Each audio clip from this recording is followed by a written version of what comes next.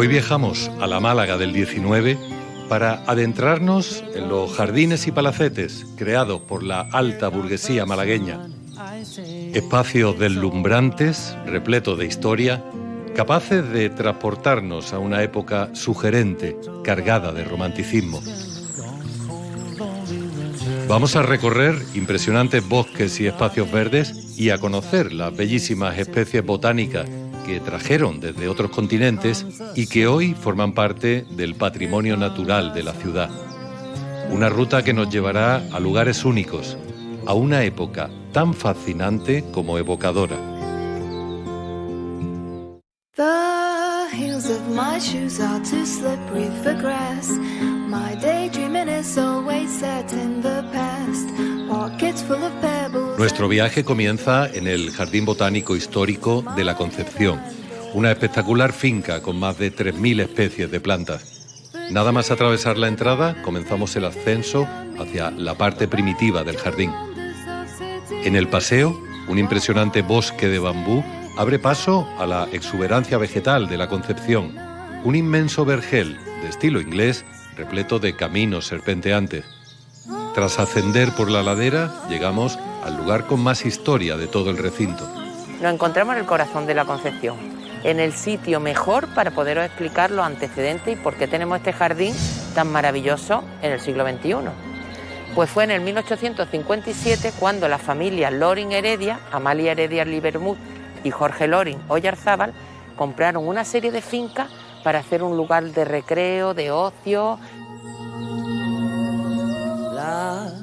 La casa de mis sueños debería tener un mirador. Estamos en la Casa Palacio, la hicieron alrededor de 1861, de un estilo neoclásico, y que empezó poco a poco a tomar más importancia en la ciudad porque era sitio de reuniones y de celebrar, pues hacían teatro, hacían fiestas y luego rodearon esta casa palacio de un jardín exuberante de flora subtropical que no había otro igual en toda España. Junto a la casa se encuentra un espectacular cenador de forja construido por la factoría del padre de Amalia, Manuel Agustín Heredia, impulsor de la revolución industrial en España. Este espacio es uno de los rincones más representativos de la Concepción. Aparte de cómo está hecho, de lo delicado de su factura, lo rodeado de glicinias, de la planta Wisteria sinensis, que es una planta de China. Le puso diversos pies de glicinia que empezaron a subir por el cenador y que hoy día, si os dais cuenta, es que suben por todos los árboles que hay alrededor. Tiene una gran espectacularidad porque sale la flor primero, se llena todo de flores, adornado de flores de color lila, que tiran su pétalo al suelo y hacen como una alfombra debajo. Veréis el olor que desprende, es maravilloso. Que aquí estamos para eso. Alrededor de este entorno se extiende el espectacular jardín histórico, la zona más antigua de la Concepción, donde la familia celebraba las reuniones sociales y exhibía las piezas arqueológicas que coleccionaban ante sus ilustres invitados. Aquí también se encuentran los árboles más impresionantes y una cascada que recuerda que en el 19 los jardines se regaban con agua del acueducto de San Telmo. Este jardín, ¿qué le pasa? Que tiene una singularidad total, y es que es un jardín en ladera. El agua puede caer por gravedad y ir regando las distintas zonas de jardín que se hicieron. Ese jardín se hizo con planta subtropical. Añadimos otra característica impropia de la época en la que os hablo. Aquí las plantas son de todos los continentes. Tras el fallecimiento de los propietarios, la finca fue adquirida por otra familia que realizó diversas aportaciones.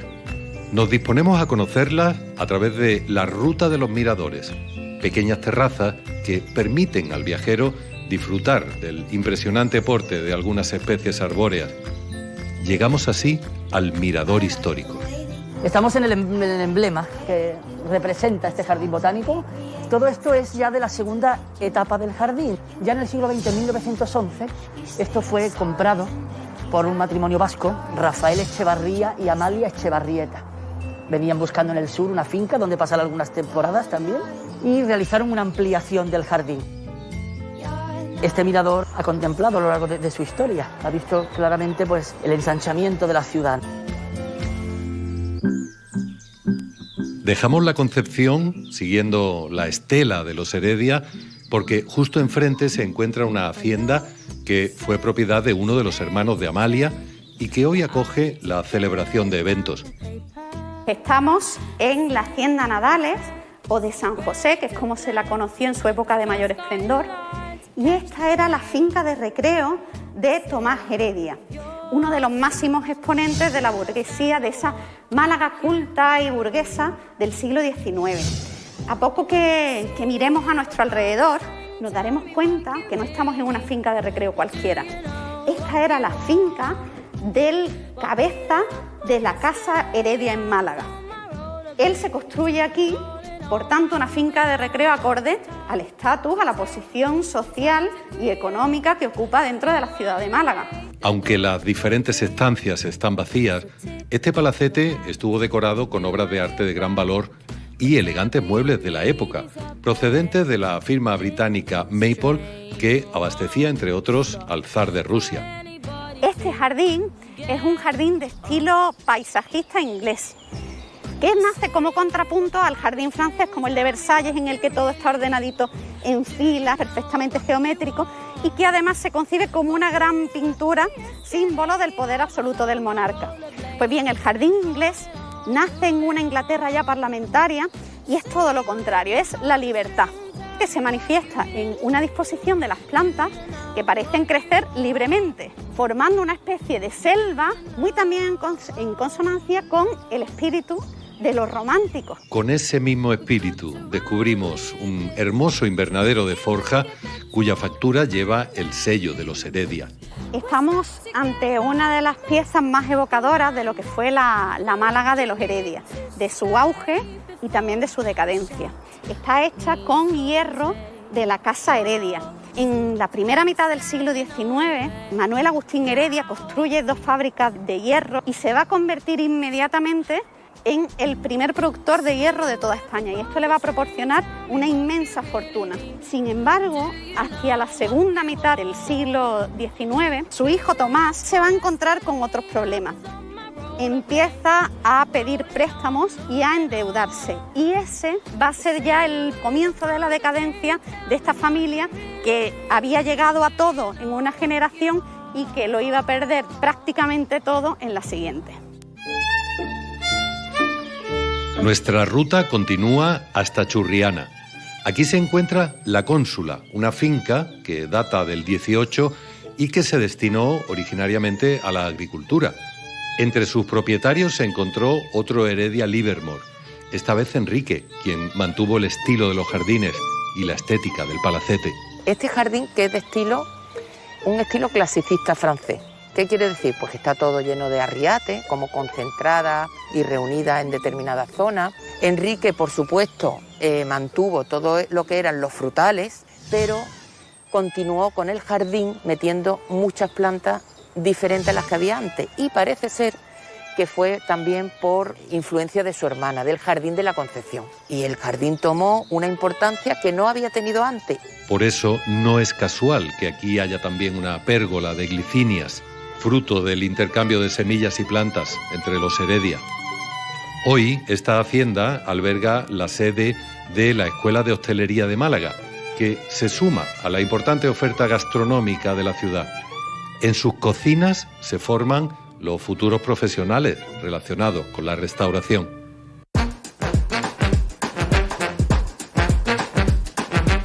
En 1993 es cuando realmente esto se convierte en una escuela de hostelería, aprovechando el enclave privilegiado, y desde ese momento empieza la actividad formativa.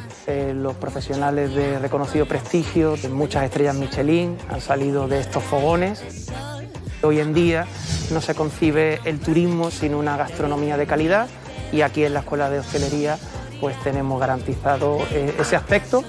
No hay que olvidar que son alumnos los que cocinan y los que sirven estos platos, y aquí se busca la excelencia y por tanto se tiende a hacer alta cocina con productos de la tierra.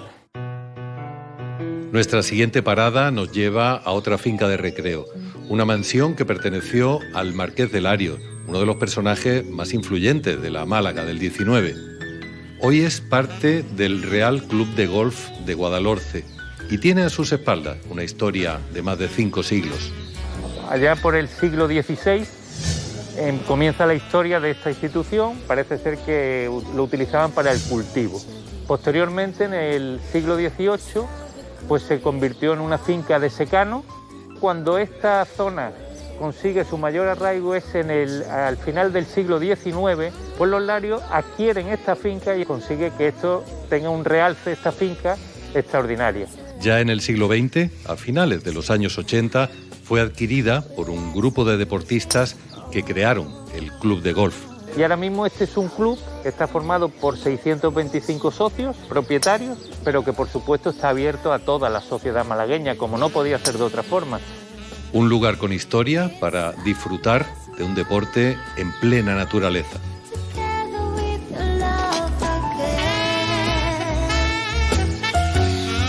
Nos detenemos ahora en la Hacienda del Álamo, hoy dedicada a celebraciones.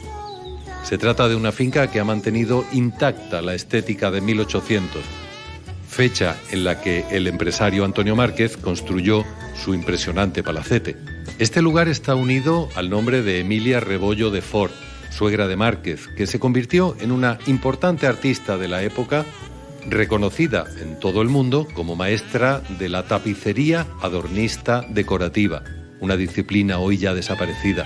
Fue una gran avanzada en su época, tiene numerosas condecoraciones a lo largo de todo el mundo. Tiene exposiciones en Chicago, en Jerusalén, es poseedora de la corona cívica europea, tiene la laureada rusa y era miembro de muchas asociaciones relacionadas con el arte y con la ciencia. Hacienda del Álamo, concretamente su casa-palacio y lo que son los jardines, pues son un entorno histórico de la ciudad. De hecho, pertenecemos a la Asociación de Casas Singulares e Históricas de España. En esta hacienda crece también una vegetación exuberante, la misma que acogió a lo más granado de la burguesía del 19, que transformó parte de Málaga en un vergel. Málaga conserva la huella de la alta burguesía de finales del siglo XIX, de las familias que la convirtieron en un lugar próspero y que dejaron en ella un impresionante patrimonio artístico, cultural y natural que ha sabido mantenerse intacto a lo largo de los siglos. Es la ciudad resplandeciente que 150 años más tarde luce aún en su mayor esplendor.